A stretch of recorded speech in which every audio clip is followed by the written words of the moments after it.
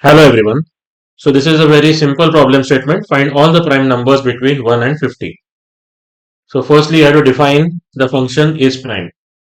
Now, in this function, if the number is less than equal to 1, then it is not defined. Prime numbers are defined only greater than 1. Okay. So that is the first case that we handle. And then for I in the range 2 to the square root of n plus 1, that is 2 up to the square root of n, because all the factors of a number of all the factors of a number, there is at least one factor of a number. If it is composite, then there will be a factor of a number n. If n is composite, if n is not prime, then there will be a factor of n which is less than the square root of n or equal to square root of n if n is a perfect square. Okay. So what we check is if n mod I is equal to 0. So we check for all numbers in the range 2 to the square root of the number n. If n mod I is equal to 0, then we return false. It is not prime.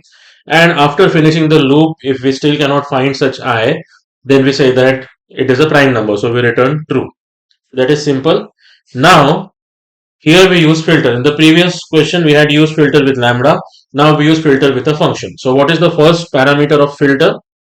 Filter function, first parameter is name of another function which returns bool, as you can see here. Okay, it returns bool. So any function that returns bool or any lambda that returns bool can be the first parameter.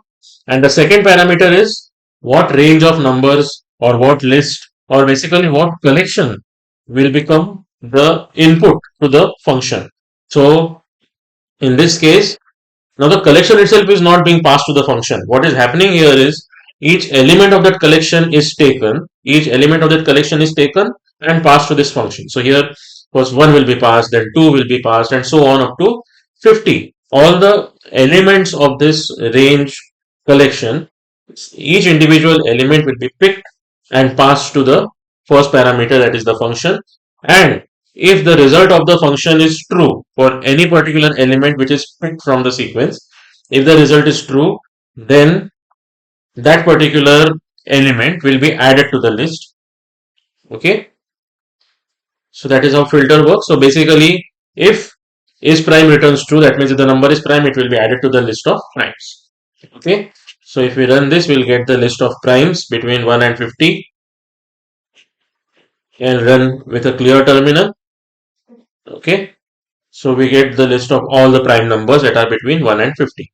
So that's it for this video. If you have any questions, any doubts, do post them in the comments below. Thanks for watching.